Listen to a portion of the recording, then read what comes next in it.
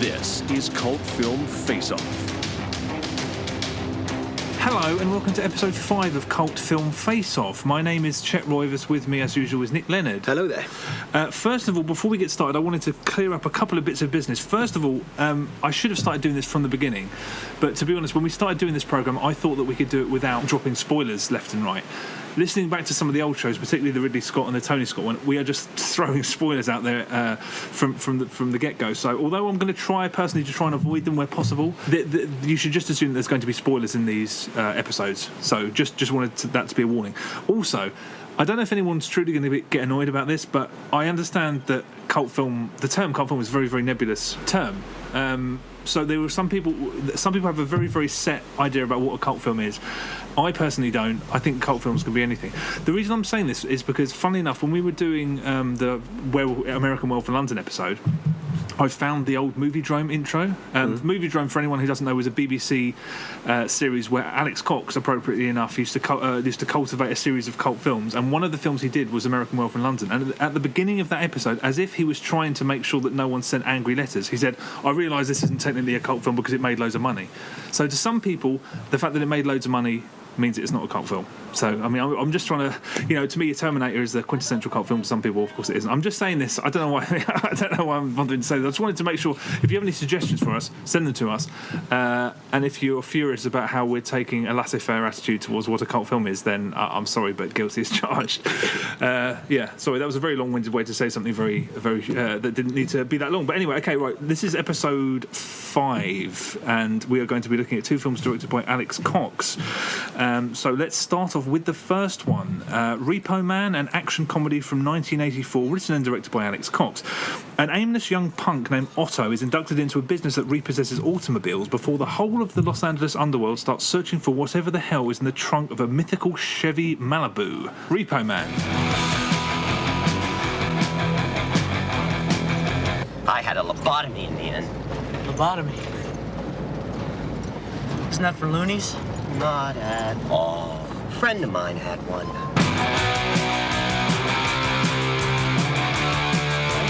I do my best thinking on the bus. That's how come I don't drive, see? You don't even know how to drive. I don't want to know how. I don't want to learn, see? The more you drive, the less intelligent you are.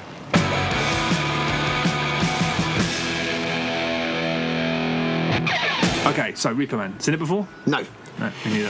What did you think? it was a film. It was one of those films that I never got around to watching. Yeah, was always, was aware of it. Was getting mentioned a lot. Trying to describe what happens as a film is a pretty mean feat. It's a really hard film to describe what happens. Estevez and Harry Dean Stanton have a great chemistry. Yeah, they really do, yeah. I could watch those guys all day long. I think that's one of the weaknesses of the film, is there wasn't enough Harry Dean Stanton in it. When watching the film, one of my takeaways was I want to search out every Harry Dean Stanton film, because every film that he's in, he's brilliant. Alex Cox as a director, I just love throughout the whole film. It's got a real dark humour and punk sensibility throughout the whole thing. I mean, when it came out, it must have been like, well, this really isn't like anything else. Exactly right. Yeah. What did you think of it? Well, I think that's really important, is that when I was growing up, and particularly in like the early 90s, this was still revered. Like, you'd read about it in magazines, and I don't think it was always getting cross-referenced. Always, and people would talk about it like this is the cult film. That doesn't happen so much anymore. And I think that's because the best way to view this film is to watch it alongside almost any other film made in the 1980s, because that's where formula was everything, and Hollywood was in the shitter, and original films were very, very hard to come by. But if you watch this next to it, you can feel how completely off the grid it must have felt.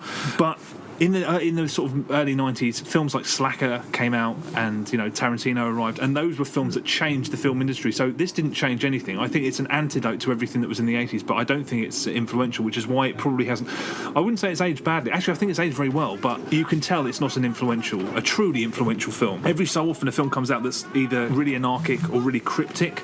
So stuff by Jim Jarmusch, who's actually in the next film we'll talk about, or something like Donnie Darko, that really capture people's imagination because they're so different from everything else. It has a kind of willful flippancy to it. I don't think it has, whereas before Tarantino arrived, before Richard Linklater arrived, stuff like that, people did still speak of it like it changed the film industry, and I think that was overstating it a little bit, because it does seem like a curated Furio more than anything else. But I really did enjoy it. I love the beginning of the film. What, the first scene, you mean? The first scene, I thought was done so well. The sort of the inventor, the kind of the scientist, the mad professor. That whole scene was done really, really well. Just like the oddness of it all, it was such a tilt. Yeah. The film was done at such a tilt. Yeah, definitely. I mean, one thing that I do think is that it has one of those. People always talk about how outsiders' views of America are always completely that they really manage to cut to the heart of what America is. Some of the most influential films are made by people who are not from America, and Los Angeles looks permanently unsafe. Besides being totally unpoliced, there's that hilarious running gag about whenever they go into a convenience store, it's in the middle of getting robbed. And it is one of those great outsiders' views of America. There's loads of Western iconography, and there's just things that you can tell Alex Cox is just kind of marvelling at. Like there's one shot of a queue of people at sunrise in the middle of the desert waiting to get on a bus, and I just thought, I've never seen that before. And something else I noticed that he does that I thought was really really effective. He constantly placed the camera in the middle of roads, even if it was someone crossing a road. And the first thing that most people see when they go to America is the fucking roads are huge. Almost nowhere else in the world are the roads that massive. That's something that you take away. So you constantly look. You could get lost in some of those shots, even when it's just somebody crossing a road. And there's just some lovely long takes, slightly awkward long takes. The way the actors perform is very strange. I mean, I'll probably talk about this when we talk about Straight to Hell, but Alex Cox seems to want people to not act in a conventional manner. Some of the performances are deliberately cartoonish. I mean, it's ramped up to the fucking nth degree in the next film, but so I'll save it for then. But yeah, it's a thoroughly enjoyable film, but it's just off the wall, kind of for the sake of it. I don't know if it's for the sake of it's correct. I think he's probably very purposely got a particular sort of almost post-apocalyptic punk. I mean, the punk sensibility. I love the fact that he's just got this. He's got these very comic strip cartoony goons kind of in there, and I like the fact that he was obviously he's really riffing on consumerism. The fact that nothing's branded properly. It's branded like beer, all that kind of stuff. It is one of those films where there are just moments that are just completely. There's a scene in the laundrette while you watch the owner of a car sort of speaking to people as his car is stolen in the background, and then when it cuts to him running up, there just appears to be a corpse on the floor, just lying on the floor. It's like there's no real reason for that, one assumes. There's also a terrific gag. I watched it with a friend, and we went oh, and then burst out laughing after Emilio Estevez and what's his name? I think his name's Light Cy Richardson, the guy who's also in Straight to Hell. Yeah. They steal a car. And Emilio Estevez picks up these like wrapped presents in the back seat, and he looks at them like, "What are we supposed to do with these?" And the guy just throws it out the window. And then you see a car drive over the present, and the paper comes away, and you reveal it's just a wad of cash. Yeah. And I thought that was a really brilliant joke, but it's a complete non sequitur. What does it mean? It means nothing. It's not anything about they're not callous people necessarily. It's just like, why not? It's just a joke. It's just like who fucking cares? There were loads. I mean, it's just non-stop moments that don't necessarily, they actually absolutely don't need to be there, but then the whole film's a fucking goof anyway. Did you notice that all of the Repo Men were named after beers except Otto? Oh fuck, no I didn't. Bud, Miller. Oh shit, I totally didn't notice that. Of course. Did you spot that there's a character actor who's in this film, and there's a long shot in a car as you approach him, and he's in the distance and you see him, and I made him out from the second he appeared. He's a guy, his name's Tracy Walter. His biggest role was as Bob the Goon in the Tim Burton Batman film. Right. He always plays either a homeless person or a hobo. He's that guy, the philosopher, who talks about, he stands by the bonfire. He works in the car lot. He's not the guy that crops up. He's not the guy that crops up in Children of the Corn. I can't verify that. Maybe because there's a character actor who crops up always as a bum with a beard. And he's in Children of the Corn. He's in loads of other 80s horror films. The thing I found funny was that I spotted him and I knew it was him straight away. I could make out his face, but it was also the fact that he was wearing overalls, because he always plays characters like that. Yeah. Hold on. I'm going to find out who it is. I'm going to check if he's in Children of the Corn. Yeah. There you go, that guy. No. Oh, do you reckon? But you know the guy I mean, though. Does he not strike you? He's one of the most recognisable faces that I think I can. No, I don't recognise him. Really? No, he looks like he's related to Lance Henriksen, but I don't recognise him. No. Who was it? He was Bob the Goon in Batman. He was actually got the job because he's best buddies with Jack Nicholson, apparently. But I, as soon as I saw him, I was like, if that isn't an actor, it's someone pretending to be him. Right. No, he doesn't ring a bell. Must be dead, right? Oh no, he's 68. He's at the end. He gets in the car when it takes off at the end of the film. That's right. I've literally just remembered. Have you heard? There was an interview with Paul Thomas Anderson where he talked about how much he loves Alex Cox. It was recently, I think, and he said that he'd never asked Tarantino about it, but he was certain watching Repo Man that it's like it clearly influenced Tarantino. And I didn't see that until they got to that bit, the John Wayne was a fag bit. Oh right. Which really I found that the dialogue. Yeah. But it was vaguely reminiscent of there's I forget the name of the film it was in where he has that rant about how Top Gun's about the fact that they're gay. It was a really funny little bit where these Repo Men are just arguing. They're arguing out on the street, and then it turns into a conversation about how, hey man, everyone loves to watch their buddy have sex with someone. But again, it's like everything else is completely off the wall. It has no reason to be there, but it is pleasurable. It's I thought the pace of it was really good, and there was not a moment where my attention waned. I was tied up in. I was locked into it from beginning to end. But it's a really odd. It's an odd film. Yeah, it is. I do think it does have value. It absolutely has. I kept looking for things. There were certain like reoccurring themes or anything. I kept noticing that there was scenes that kept having Magic Tree air fresheners in it. And I was like, is that a symbol of anything? So I went online and see if there's anything about it. And basically what it is that the Magic Tree air freshening company was a major investor in the film. Oh, is that right? Yeah. Oh no, there's that moment where I think Harry Dean Stanton says, you find one in every car. I didn't realise that was. It suddenly made sense. It's a funny film to discuss because it's just it's like a load of random shit happening that's vaguely tied together. But it's all kind of splashed together, so it works. Yeah, it does work. Because there's this constant random. It's so fucking random, and it has got engaging. There's so many decent, wacky characters in there that all kind of work off each other. From the guy I thought was really good was Cy Williams. Is Cy Williams? Cy Richardson. Sorry, Cy Richardson. I love his whole kind of Dolomite kind of, I'm a badass, you don't want to fuck with me. His whole chat to me is wicked. Yeah. I didn't realise he was the preacher in They Live. That's what I know him from. Yeah. I was like, I do know him from somewhere. I was doing my head and watching it. I was like, well, I know this guy, but what the fuck from? Yeah, he looks kind of unrecognisable. He doesn't really look like he changed the way he looked. Even if you look at his IMDb picture, it doesn't look like the guy in Repo Man. He looks completely different as he got older. I don't. It's a funny film to discuss, as I said, because I don't really know what else to say about it. It's a load of pleasurable mental things happening, and I enjoyed it as a film, and I think it stands up. Although the reverence that it was once held in has disappeared because really truly significant films came out in its wake. Alex Cox essentially, in a very strange way, or a small way I should say, tried to remake Repo Man in 1987 with Straight to Hell, another action comedy written and directed by Alex Cox. Following an impromptu heist, a band of hitmen bury their stolen loot before hiding out in a small desert community of absolute weirdos. What happens next? I don't really know. Straight to Hell.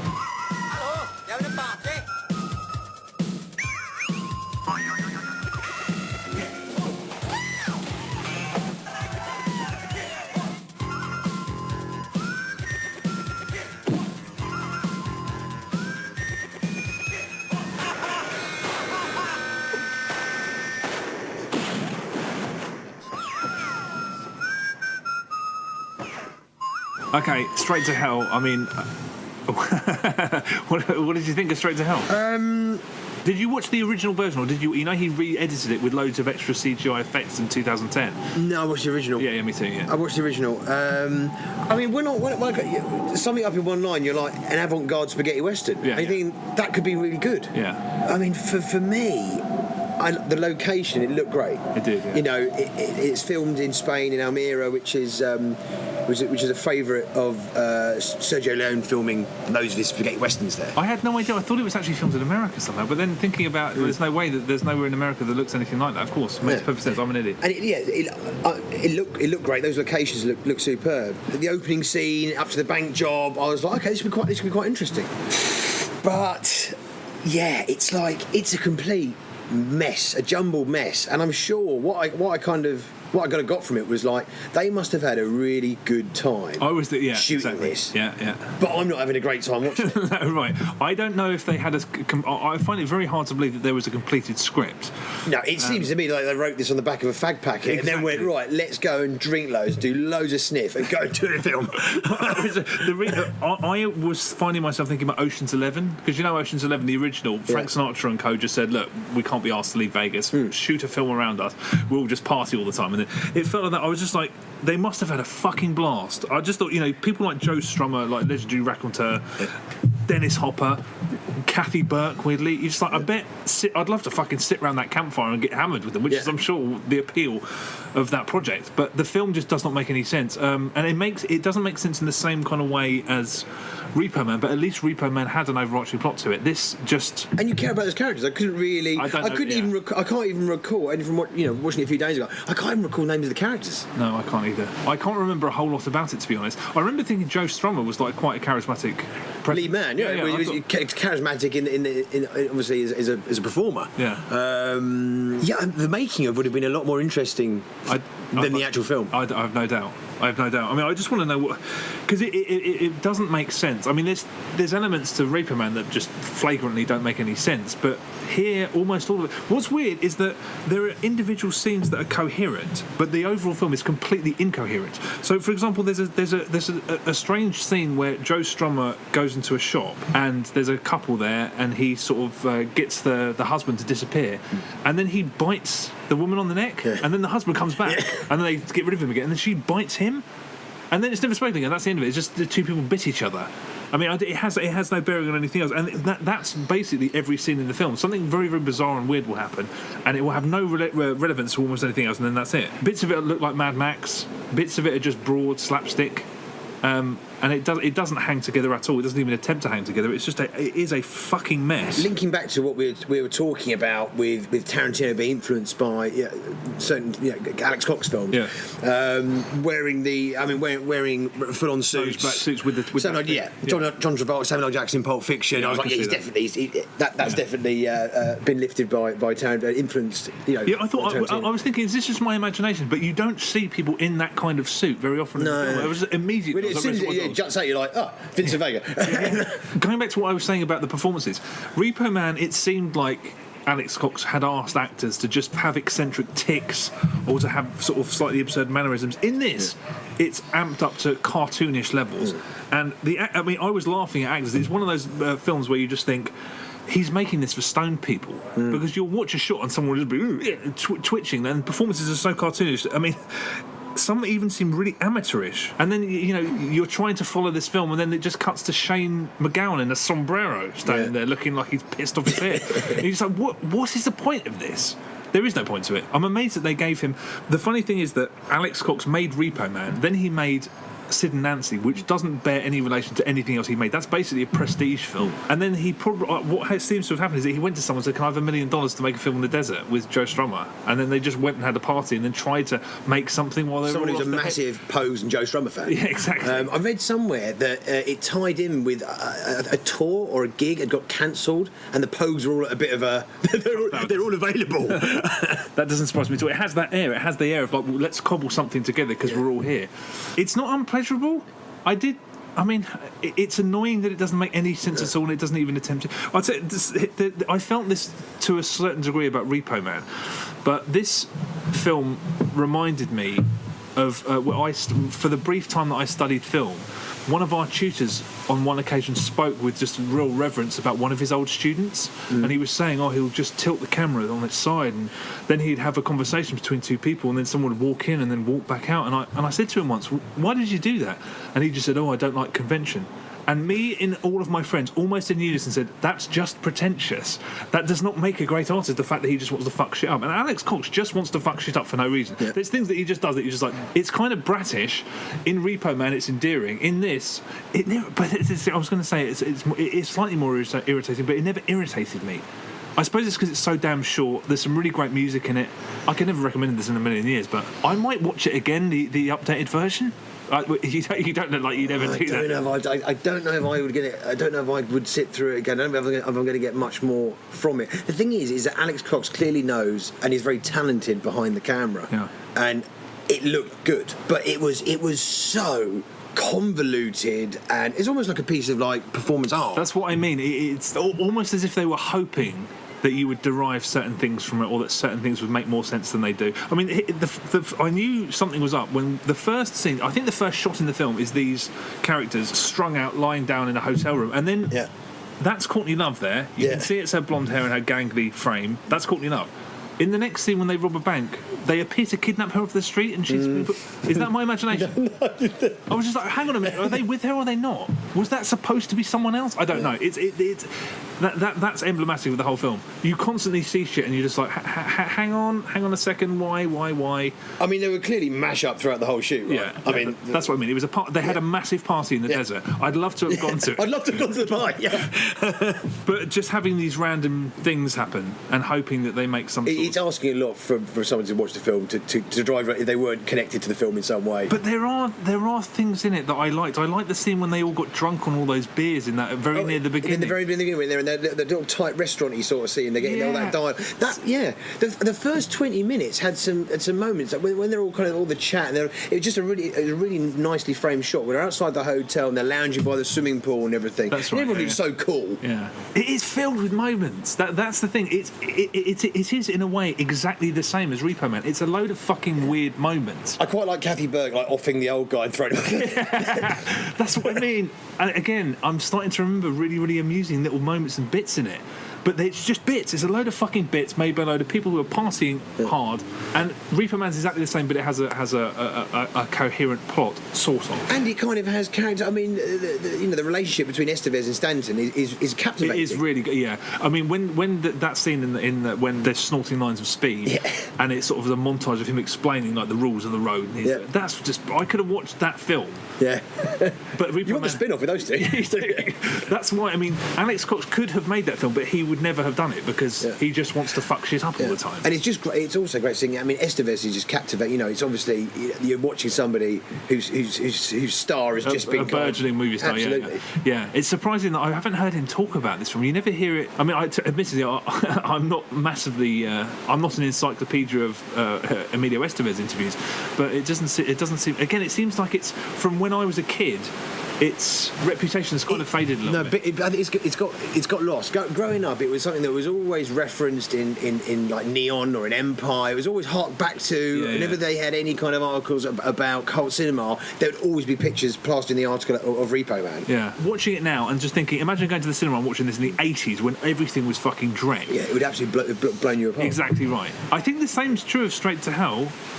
But it's just a shame that it doesn't make any goddamn sense. In many ways, I think that's the quintessential Alex Cox film. It doesn't make any fucking sense. Have you got any idea how they performed in the box office in their first release? Repo Man, quadrupled its budget, I think. Yeah. Did really well. Still a cult film, but it made like $4 million off a $1 million budget, I think. I couldn't find any information about how this did. It's a kind of film that's deliberately made to be a midnight movie. Yeah. And when it would have come out, I don't think midnight movies were still... They weren't exactly all the rage anymore, were they? So I think these are both interesting films. I enjoyed watching both of them. Funnily enough, I think the one I'm more likely to go back to is Straight to Hell. As inferior as it was. I think that it was that much more mad that I responded to it. It almost seemed like Repo Man was restricted by trying to be a coherent film. I sound like Alex Cox, don't I? Fuck the convention. Why? Will you watch Repo Man again? I would watch Repo Man again. But not Straight to Hell? No. Okay. Which one's better? Well, I mean, I think there's no discussion. You've got a film that's got a great sense of humour, superbly, really, it's well shot. The pace of it, I was completely caught up in it. I mean, there were points of Straight to Hell where I was looking at my watch. I never looked at my watch, but I can totally understand because I was just like. So with the other version, is it a director's cut with added effects? How does it? Apparently, from what I read, and this might be incorrect, Alex Cox was inspired by. Oh no, it was. Sorry, I was going to say George Lucas. It wasn't. It was the Apocalypse Now Redux. Mm. He wanted to go back. He added 6 minutes of footage, which apparently he didn't want to cut in the first place, and he redid special effects like the gunshots and stuff. Added blood. Changed the lighting here and there. So I think according to him, it's the definitive version. So I might try and get hold of that one day. I'd like to see it. I mean, I might immediately regret it. But with regards to which is the better film, I mean, it is no fucking contest, is it? Repo Man. Repo Man's the better film. Okay. Yeah. I enjoyed Actually, no, I'm just being stupid now. It was Repo Man. So yeah, that was a relatively easy one. Again, thank you very much for listening. You can find us on Facebook, Twitter, SoundCloud, and just check out the website, cultfilmfaceoff.com. But yeah, send us or we're also on email, cultfilmfaceoff@gmail.com. If you have any suggestions for us, anything at all, want to tell us we've made mistakes, terrible errors, there's going to be a lot of them. Yeah, just get in touch. But yeah, thank you for listening. We'll see you next time. Ciao, bless. Take it easy.